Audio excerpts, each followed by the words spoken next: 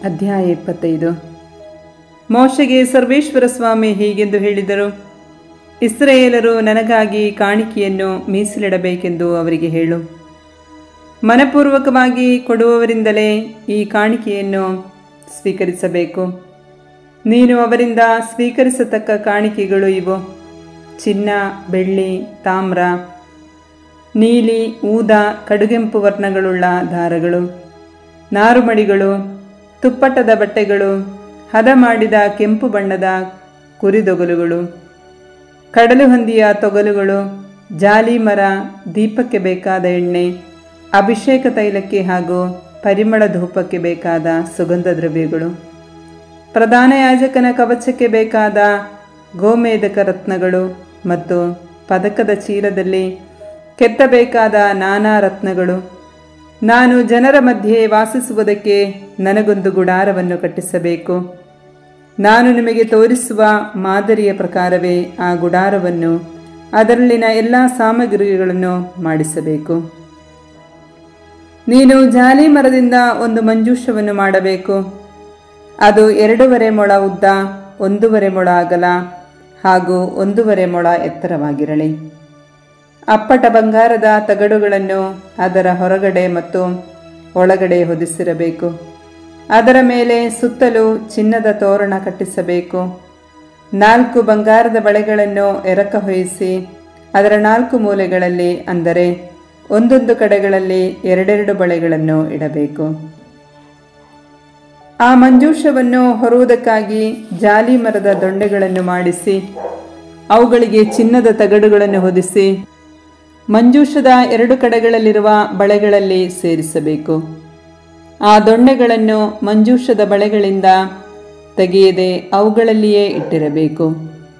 ಆ ಮಂಜೂಷದೊಳಗೆ ನಾನು ನಿನಗೆ ಕೊಡುವ ಆಜ್ಞಾಶಾಸನವನ್ನು ಇಡಬೇಕು. ಇದು ಅಲ್ಲದೆ ಅಪ್ಪಟ ಬಂಗಾರದ ಒಂದು ಕೃಪಾಸನವನ್ನು ಮಾಡಿಸಬೇಕು. ಅದು 2.5 ಮೊಳ ಉದ್ದ ಹಾಗೂ 1.5 ಮೊಳ ಅಗಲದ್ದಾಗಿರಬೇಕು. ಕೃಪಾಸನದ 2 ಕೊನೆಗಳಲ್ಲಿ ಕೆರೂಬಿಯರ 2 ಬಂಗಾರದ ಆಕಾರಗಳನ್ನು ನಕಾಸಿ ಕೆಲಸದಿಂದ ಮಾಡಿಸಬೇಕು. ಕೃಪಾಸನದ ಒಂದೊಂದು ಕೊನೆಯಲ್ಲಿ ಒಂದೊಂದು ಕೆರೂಬಿಯನ್ನು ಮಾಡಿಸಿ ಕೃಪಾಸನಕ್ಕೆ ಜೋಡಿಸಬೇಕು.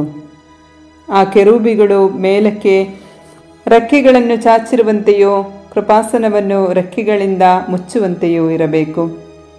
ಅವುಗಳ ಮುಖಗಳು ಎದುರು ಬದರಾಗಿ ಕೃಪಾಸನವನ್ನು ನೋಡುತ್ತಿರಬೇಕು. ಆ ಕೃಪಾಸನವನ್ನು ಮಂಜೂಷದ ಮೇಲಿಡಬೇಕು. ನಾನು ನಿನಗೆ ಕೊಡುವ ಆಜ್ಞಾಶಾಸನಗಳನ್ನು ಆ ಮಂಜೂಷದೊಳಗೆ ಇಡಬೇಕು. ಅಲ್ಲಿಯೇ ನಾನು ನಿಮಗೆ ದರ್ಶನವನ್ನು ಕೊಡುವೆನು. ಕೃಪಾಸನದ ಮೇಲೆ ಆಜ್ಞಾಶಾಸನಗಳನ್ನಿಟ್ಟಿರುವ ಮಂಜೂಷದ ಮೇಲಿನ 2 ಕೆರೂಬಿಗಳ ನಡುವೆಯೇ ನಾನಿದ್ದು ನಿನ್ನ ಸಂಗಡ ಮಾತನಾಡುವೆನು. ನೀನು ಇಸ್ರಾಯೇಲರಿಗೆ ಆಜ್ಞಾಪಿಸಬೇಕಾಗಿರುವ ಎಲ್ಲ ವಿಷಯಗಳನ್ನು ತಿಳಿಸುವೆನು. ಜಾಲಿ ಮರದಿಂದ ಒಂದು ಮೇಜನ್ನು ಮಾಡಿಸು. ಅದು 2 ಮೊಳ ಉದ್ದ, 1 ಮೊಳ ಅಗಲ ಹಾಗೂ 1.5 ಮೊಳ ಎತ್ತರ ಆಗಿರಲಿ. ಅದಕ್ಕೆ ಅಪ್ಪಟ ಬಂಗಾರದ ತಗಡುಗಳನ್ನು ಹೊದಿಸಿ ಸುತ್ತಲೂ ತೋರಣ ಕಟ್ಟಿಸಬೇಕು. ಮೇಜಿನ ಸುತ್ತಲೂ ಅಂಗೈ ಅಗಲದ ಅಡ್ಡಪಟ್ಟಿಯನ್ನು ಮಾಡಿಸಿ ಅದಕ್ಕೂ ಚಿನ್ನದ ತೋರಣ ಕಟ್ಟಿಸಬೇಕು.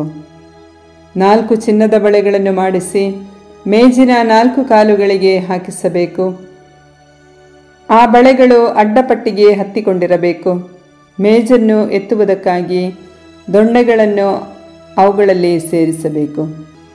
ಆ ದೊಣ್ಣೆಗಳನ್ನು ಜಾಲಿ ಮರದಿಂದ ಮಾಡಿಸಿ ಅವುಗಳಿಗೆ ಚಿನ್ನದ ತಗಡುಗಳನ್ನು ಹೊದಿಸಬೇಕು. ಇವುಗಳಿಂದಲೇ ಆ ಮೇಜನ್ನು ಎತ್ತಬೇಕು. ಮೇಜಿನ ಮೇಲಿಡಬೇಕಾದ ತಟ್ಟೆಗಳನ್ನು, ಧೂಪಾರತಿಗಳನ್ನು, ಹೂಜಿಗಳನ್ನು, ಪಾನಾರ್ಪಣೆಗೆ ಬೇಕಾದ ಬಟ್ಟಲುಗಳನ್ನು ಅಪ್ಪಟ ಬಂಗಾರದಿಂದಲೇ ಮಾಡಿಸಬೇಕು.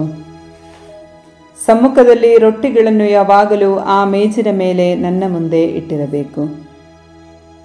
ಅಪ್ಪಟ ಬಂಗಾರದಿಂದ ಒಂದು ದೀಪವೃಕ್ಷವನ್ನು ಮಾಡಿಸಬೇಕು. ಅದರ ಬುಡವನ್ನು ಹಾಗೂ ಕಾಂಡವನ್ನು ನಕಾಸಿ ಕೆಲಸದಿಂದ ಮಾಡಿಸಬೇಕು.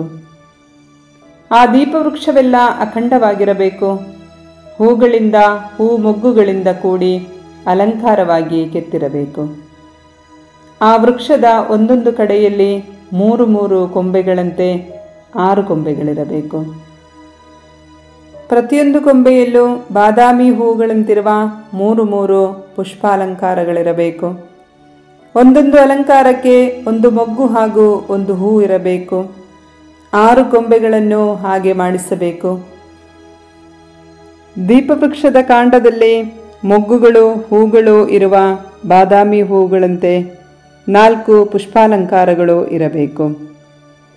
2 ಕೊಂಬೆಗಳು ಕವಲು ಒಡೆದಿರುವ ಸ್ಥಳಗಳಲ್ಲೆಲ್ಲ ಒಂದೊಂದು ಮೊಗ್ಗಿರಬೇಕು. ಮೊಗ್ಗುಗಳನ್ನು ಕೊಂಬೆಗಳನ್ನು ಒಳಗೊಂಡ ದೀಪವೃಕ್ಷವನ್ನೆಲ್ಲ ಅಪ್ಪಟ ಬಂಗಾರವನ್ನು ಉಪಯೋಗಿಸಿ ನಕಾಸಿ ಕೆಲಸದಿಂದ ಮಾಡಿಸಿರಬೇಕು. ಅದಕ್ಕೆ 7 ಹಣತೆಗಳನ್ನು ಮಾಡಿಸಬೇಕು. ಆ ಹಣತೆಗಳಲ್ಲಿ ದೀಪ ಹಚ್ಚಿದಾಗ ಅವುಗಳ ಬೆಳಕು ಮುಂಭಾಗದಲ್ಲಿ ಪ್ರಕಾಶಿಸುವುದು. ದೀಪದ ಕುಡಿ ತೆಗೆಯುವ ಕತ್ತರಿಗಳನ್ನು ಬಟ್ಟಲುಗಳನ್ನು ಚೊಕ್ಕ ಬಂಗಾರದಿಂದ ಮಾಡಿಸಬೇಕು.